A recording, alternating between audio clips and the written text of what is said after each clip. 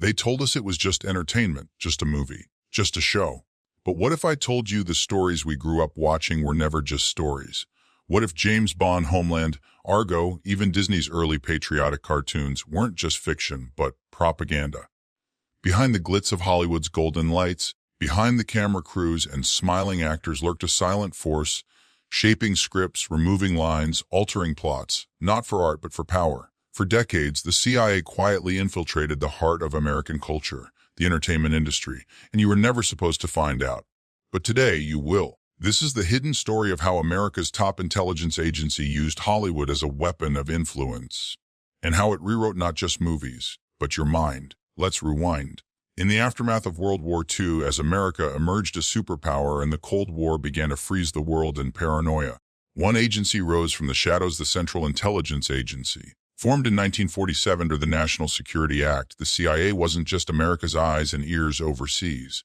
It became something far more dangerous: a cultural engineer. Its first major target, not just enemy governments, but public opinion. You see, while nuclear bombs threatened physical destruction, the CIA believed something else could control the hearts of millions. Narrative. So, where do you go if you want to influence stories on a massive scale? Hollywood. It started subtly. The CIA began working through front organizations like the United States Information Agency and the Office of Policy Coordination. They offered assistance to filmmakers, consultants, sometimes even funding, in exchange for creative control. By the early 1950s, the agency had already helped fund and distribute films like Animal Farm, an animated adaptation of George Orwell's novel, secretly backed by the CIA to promote anti-communist themes. Yes, the cute British cartoon about farm animals, that was CIA-funded propaganda. The agency had learned that storytelling was more powerful than bullets, and Hollywood was the new battlefield. But they didn't stop there. Behind closed doors, the CIA cultivated relationships with producers, directors, screenwriters, and executives. If a script promoted patriotic, pro-American, or anti-Soviet messages, the agency would help get it made. If a film criticized the U.S. government or military, suddenly it was blocked, delayed, or mysteriously altered. Take the 1960s. This was the age of the Vietnam War, civil rights protests, and growing public distrust in government. The CIA's response: a full-blown media strategy. Declassified documents now show that the CIA had at least 400 American journalists on its payroll under Operation Mockingbird, a covert campaign to manipulate news media and cultural narratives. And while most people associate Operation Mockingbird with newspapers and television, its reach into Hollywood was just as real, and even more powerful. One of the most chilling examples, the 1973 film Executive Action, a controversial movie about the JFK assassination that directly challenged the lone gunman narrative. Despite a strong cast and bold message, the film was buried. Minimal marketing, limited release. Critics slammed it. Coincidence? Or was it another quiet redaction? Let's fast forward to the 1980s, a new era. Reagan, Cold War climax, cue the action films. Rambo, Top Gun, Red Dawn. These movies didn't just entertain, they recruited. In fact, Top Gun was so effective in promoting the military lifestyle that after the film's release, U.S. Navy recruitment jumped by 500%. And guess who helped rewrite parts of the script and provided full military support for filming? The Pentagon and CIA. Their influence wasn't always direct, but it was always strategic. Military and intelligence agencies created what we now call the Entertainment Liaison Offices. These offices reviewed scripts, suggested changes, and provided access to equipment, locations, or classified details, only if the film made them look good.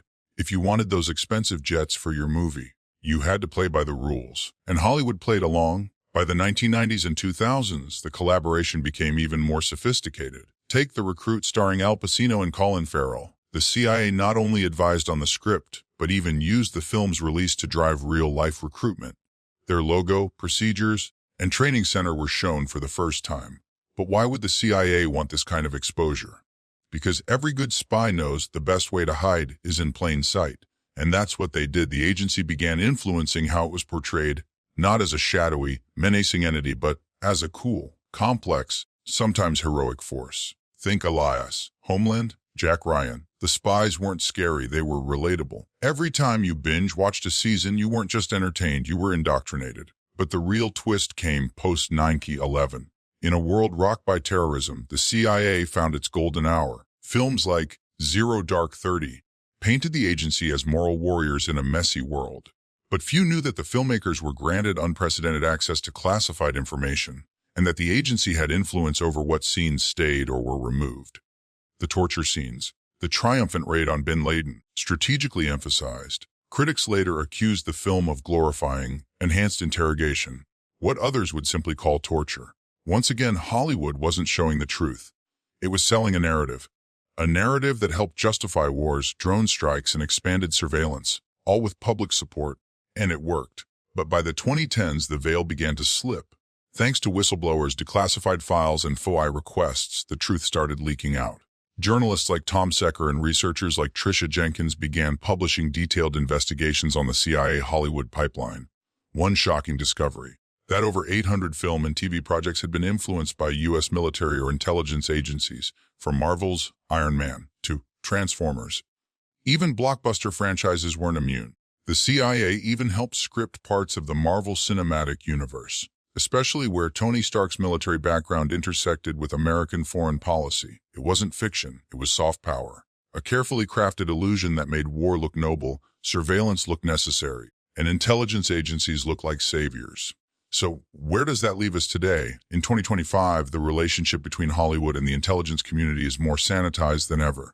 Now, it's no longer about hiding influence, it's about normalizing it. Major streaming platforms like Netflix, Amazon, and Disney are filled with shows that subtly reinforce state narratives.